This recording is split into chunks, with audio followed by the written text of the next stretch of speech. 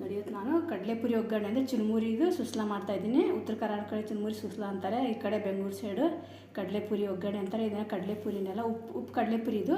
ಸಪ್ಪೆ ಇದ್ದರೂ ತೊಗೊಳ್ಳಿ, ಉಪ್ಪಿದ್ರೂ ಪರವಾಗಿಲ್ಲ, ಆದರೆ ಸಪ್ಪೆ ತುಂಬ ಚೆನ್ನಾಗಿ ಬರುತ್ತೆ. ನನಗೆ ಇದೇ ಇತ್ತು ಮನೇಲಿ ತೊಗೊಂಡಿದ್ದೀನಿ ನಾನು. ಇದೆಲ್ಲ ಕ್ಲೀನ್ ಮಾಡಿ ಇಟ್ಕೊಂಡಿದ್ದೀನಿ. ಇದನ್ನು ನೀರಲ್ಲಿ ಹಾಕಿ ತೊಳ್ಕೊಬೇಕು. ಇವಾಗ ಇದಕ್ಕೆ ಒಂದೆರಡು ಈರುಳ್ಳಿ, ದಪ್ಪ ಈರುಳ್ಳಿ, ಒಂದು ಟೊಮೆಟೊ, ಒಂದು ಸ್ವಲ್ಪ ಹಸಿಮೆಣ್ಸಿನ್ಕಾಯಿ, ಒಂದು 4 ಎಲೆ ಕರಿಬೇವು ಕಟ್ ಮಾಡಿ ಇಟ್ಕೊಂಡಿದ್ದೀನಿ. ಇದನ್ನು ಇವಾಗ ನೀರಲ್ಲಿ ಹಾಕಿ ತೊಳ್ಕೊಂಬರ್ತೀವಿ. ಕುಕ್ಕರ್ಗೆ ಹಾಕೊಳ್ಳೋಣ. ನಮ್ಗೆ ಎಷ್ಟು ಬೇಕೋ ಅಷ್ಟು ತೊಗೊಂಡ್ಬಿಟ್ಟು, ಇದರಲ್ಲಿ ಎಷ್ಟು ಹಿಡಿಯುತ್ತೆ ಅಷ್ಟು. ದೊಡ್ಡದು ತೊಗೊಂಡ್ರೆ ಎಲ್ಲ ಒಟ್ಟಿಗೆ ಹಾಕೋಬೋದು. ಚಿಕ್ಕದಿರೋದ್ರಿಂದ ಸುಮ್ಮನೆ ಪಾತ್ರೆ ಆಗುತ್ತೆ ಅಂತ ಈ ಪಲ್ಯ ಮಾಡಿದ್ದು ಕುಕ್ಕರ್ ಅದರಲ್ಲಿ ತೊಗೋತಾಯಿದ್ದೀನಿ ನಾನು. ಎಷ್ಟೋ ಪಾತ್ರೆಗೆ ಆಗುತ್ತೆ ಇರಲಿ ಅಂತ. ಅದಕ್ಕೆ ಮುಳುಗುವಷ್ಟು ನೀರು ಹಾಕೋಣ. ಮುಳುಗುವಷ್ಟು ನೀರು ಹಾಕ್ತಾಯಿದ್ದೀನಿ.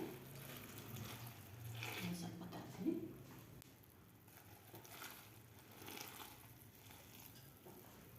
ಒಂದು ತಟ್ಟೆ ತೊಗೊಂಡು ಇಟ್ಕೊಂಡಿದ್ದೀನಿ. ಇದನ್ನೆಲ್ಲ ಇದರಲ್ಲಿ ನೀಟಾಗಿ ಸ್ವಲ್ಪ ಈ ಥರ ತೊಳ್ಕೊಳ್ಳೋಣ. ಕಡಲೆಪುರಿನೆಲ್ಲ ಸ್ವಲ್ಪ ಮೆತ್ತಗೆ ಆಗಬೇಕದು. ಬೇಗ ತೆಗೆದುಬಿಟ್ರೆ ಉದುರಾಗುತ್ತೆ, ತುಂಬ ತಿನ್ನೋದಕ್ಕೆ ಸ್ವಲ್ಪ ಅಷ್ಟೊಂದು ಚೆನ್ನಾಗಿ ಅನಿಸೋದಿಲ್ಲ. ಈ ಬೇಲದು ಆಗಬೇಕಾದ್ರೆ ನಾವು ಈ ಥರ ಎದ್ದನ್ನು ತೆಗೆದುಬಿಡ್ಬೋದು. ಈ ಒಗ್ಗರಣೆಗೆ ಸ್ವಲ್ಪ ಚೆನ್ನಾಗಿ ತೊಳಿಬೇಕಾಗುತ್ತೆ. ಈಗ ನೋಡಿ, ಇದೆಲ್ಲ ಸ್ವಲ್ಪ ಅರ್ಧದಷ್ಟು ಆಯ್ತು ನೋಡಿ. ಎಲ್ಲ ನೀರೆಲ್ಲ ಎಳ್ಕೊತು. ಈಗ ಮೆತ್ತಗಾಗಿರುತ್ತೆ. ಇವಾಗ ತೆಗಿಯೋಣ. ಈ ಥರ ಒತ್ತಿಗೆ ಹಿಂಡಬೇಕು. ಹಿಂಗೆ ಹಿಂಡ್ಬಿಟ್ಟು ಸ್ವಲ್ಪ ತುಂಬ ಹಿಂಡಿ ಉದುರು ಮಾಡೋದೇನು ಬೇಡ, ಸ್ವಲ್ಪ ಲೈಟಾಗಿ ಹಿಂಡ್ಕೊಳ್ಳಿ. ಅದು ಇಲ್ಲಾಂದರೆ ನೀರು ಸ್ವಲ್ಪ ಇದ್ದರೆ ನೀರಿನ ಅಂಶ ಒಳ್ಳೆಯದು. ಇಲ್ಲಾಂದರೆ ಅದು ಉದುರು ಆಗಿಬಿಡುತ್ತೆ, ಗಂಟಲು ಸಿಕ್ಕಾಕೊಳ್ಳೋ ಹಾಗೆ. ಹಚ್ಚಿದ್ದೀನಿ. ಇವಾಗ ಇದಕ್ಕೆ ಸ್ವಲ್ಪ ಎಣ್ಣೆ ಹಾಕೋಣ. ಈಗ ಸ್ವಲ್ಪ ಎಣ್ಣೆ ಜಾಸ್ತಿ ಬೇಕು.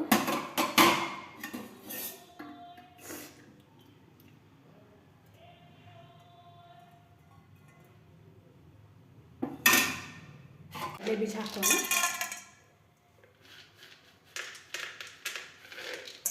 ಇದು ಹುರಿದು ಸಿಪ್ಪೆ ತೆಗೆದು ರೆಡಿ ಮಾಡಿಟ್ಕೊಂಡಿರೋಂಥ ಕಡಲೆ ಬೀಜ. ಬೇಕಿದ್ರೆ ಹಸಿ ಕೂಡ ಹಾಕೋಬೋದು. ಇದಕ್ಕೆ ಸ್ವಲ್ಪ ಇದೇ ಚೆನ್ನಾಗಿರುತ್ತೆ ಅಂತ ನಾನು ಇದನ್ನೇ ಹಾಕಿದ್ದೀನಿ. ಇದು ಸ್ವಲ್ಪ ಚೆನ್ನಾಗಿ ಫ್ರೈ ಆಗಲಿ. ಇದು ಸ್ವಲ್ಪ ಎಣ್ಣೆಯಲ್ಲಿ ಚೆನ್ನಾಗಿ ಫ್ರೈ ಮಾಡ್ಕೊತೀನಿ. ಓಕೆ, ಒಂದು 1/4 ಟೇಬಲ್ ಸ್ಪೂನಷ್ಟು ಜೀರಿಗೆ ಹಾಕ್ತಾಯಿದ್ದೀನಿ. ಒಂದು 1/4 ಟೇಬಲ್ ಸ್ಪೂನಷ್ಟು ಸಾಸಿವೆ, ಒಂದು ಚಿಟಿಕೆ ಅರಿಶಿಣದ ಪುಡಿ. ಅರಿಶಿಣದ ಪುಡಿ ಜಾಸ್ತಿ ಹಾಕ್ಕೊಳ್ಬೋದು, ಜಾಸ್ತಿ ಹಾಕಿದ್ರೆ ತುಂಬಾ ಇದು ಆಗುತ್ತೆ. ಈ ಸ್ವಲ್ಪ ಸ್ಟವ್ ಬಂದ್ ಮಾಡ್ತಾಯಿದ್ದೀನಿ ನಾನು. ಸ್ವಲ್ಪ ಜಾಸ್ತಿ ಕಾದಿದೆ, ಕೆಂಪಾಗ್ತಾಯಿದೆ ಕಡಲೆ ಬೀಜ ಎಲ್ಲ. ಈಗ ಇದಕ್ಕೆ ಹಸಿಮೆಣ್ಸಿನ್ಕಾಯಿನೂ ಕರಿಬೇವು ಹಾಕ್ತಾಯಿದ್ದೀನಿ. ಸಿಡಿಯುತ್ತೆ, ಸ್ವಲ್ಪ ಈ ಥರ ಸೈಡ್ ಮಾಡ್ಕೊಂಡು ಹಾಕ್ಕೊಳ್ಳಿ ಮುಖದ ಕಡೆ. ಬಿಡುತ್ತೆ. ಇದು ಕಟ್ ಮಾಡೋದು ಪ್ಲೇಟ್ ಇದೆಯಲ್ಲ, ಏನಾದರೂ ನೀವು ಈರುಳ್ಳಿ ಹಾಕ್ಕೊಂಡಿರುವಂಥ ಸ್ವಲ್ಪ ಸೈಡಲ್ಲಿ ಇಟ್ಕೊಂಡ್ಬಿಟ್ರೆ ಮುಖಕ್ಕೆ ಸಿಡಿಯಲ್ಲ. ಕೆಂಪಾಯ್ತು ನೋಡಿ ಕಡಲೆ ಬೀಜ. ಜಾಸ್ತಿ ಕಾದ್ಬಿಟ್ರೆ ಕೆಂಪಾಗ್ಬಿಡುತ್ತೆ. ತುಂಬ ಕೆಂಪು ಮಾಡ್ಕೊಳ್ಳೋಕೆ ಹೋಗಬೇಡಿ.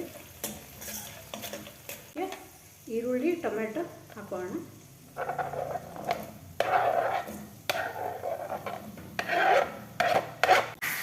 ಇದು ಚುರುಮುರಿ ಏನಾದ್ರೆ ಉಪ್ಪು ಹಾಕಿರೋದ್ರಿಂದ, ಉಪ್ಪು ಚುರುಮುರಿ ಇರೋದ್ರಿಂದ ನಾನು ಸ್ವಲ್ಪ ಉಪ್ಪನ್ನು ನೋಡ್ಕೊಂಡೇ ಹಾಕ್ತಾಯಿದ್ದೀನಿ. ಸಪ್ಪೆ ಇದ್ದರೆ ಅದಕ್ಕೆ ಸ್ವಲ್ಪ ಜಾಸ್ತಿ ಹಾಕ್ಬೋದು, ಇದಕ್ಕೆ ಸ್ವಲ್ಪ ಕಡಿಮೆನೇ ಹಾಕ್ಕೋಬೇಕು. ಸ್ವಲ್ಪ ಸಕ್ಕರೆ ಹಾಕೋತಾ ಇದ್ದೀನಿ. ಈ ಸಕ್ಕರೆ ಬೇಡ ಅಂದರೆ ಬಿಡ್ಬೋದು. ಸಕ್ಕರೆ ಹಾಕಿದ್ರೆ ಸ್ವಲ್ಪ ಟೇಸ್ಟ್ ತುಂಬ ಚೆನ್ನಾಗಿ ಬರುತ್ತೆ. ತುಂಬ ಜಾಸ್ತಿ ಹಾಕೋಬೇಡಿ, ನೋಡ್ಕೊಂಡು ಅದು ಸಕ್ಕರೆ ಹಾಕಿದ್ದೀವಿ ಅಂತ ನೋಡಿ. ಇದನ್ನು ಇಷ್ಟು ಮಾಡ್ಕೊಂಡಿದ್ದೀನಿ ನಾನು ಮೆತ್ತಿಗೆ. ಇದೆಲ್ಲ ಈ ಥರ ಒತ್ತಿದ್ರೆ ಮೆತ್ತಿಗಾಗಿದೆ ನೋಡಿ. ಸ್ವಲ್ಪ ಮೆತ್ತಿಗೆ ಇರಬೇಕು. ನೀರು ಫುಲ್ಲು ಡ್ರೈ ಮಾಡ್ಕೊಂಡು ಹಿಂಡಬೇಡಿ, ಸ್ವಲ್ಪ ಕಡಿಮೆ ಹಿಂಡ್ಕೊಳ್ಳಿ, ಅಂದರೆ ಮೆತ್ತಗಾಗುತ್ತೆ, ಸಾಫ್ಟಾಗಿ ಬರುತ್ತೆ. ದಿನದಲ್ಲಿ ಸಂಡೇ ಇದ್ದಾಗ ಮಾಡ್ಕೊಳ್ಳಿ, ನಿಮಗೆ ಚೆನ್ನಾಗಿರುತ್ತೆ. ಕೆಲಸಕ್ಕೆ ಹೋಗೋರಿಗೆಲ್ಲ ಮನೆಯಲ್ಲಿದ್ದಾಗ, ಮಕ್ಕಳಿಗೆಲ್ಲ ಮನೆಯಲ್ಲೇ ಇದ್ದಾಗ ಬಿಸಿ ಬಿಸಿಯಾಗಿ ಮಾಡಿಕೊಂಡ್ರೆ ಚೆನ್ನಾಗಿರ್ತದೆ. ಡಬ್ಬಕ್ಕೆಲ್ಲ ಹಾಕಿದ್ರೆ ಚೆನ್ನಾಗಿರಲ್ಲ, ಎಲ್ಲ ಉದುರಾಗ್ಬಿಟ್ಟು ಮಧ್ಯಾಹ್ನ ಅವರು ಸ್ಕೂಲಲ್ಲಿ ಹೋದಲ್ಲಿ ಮಕ್ಕಳಿಗೆ ಡಬ್ಬಕ್ಕೆ ಹಾಕಿದ್ರೆ ತಿನ್ನೋದೇ ಇಲ್ಲ ಅವರು. ಮನೆಯಲ್ಲಿ ಇದ್ದಾಗ ಮಾಡಿಕೊಟ್ರೆ ಬಿಸಿ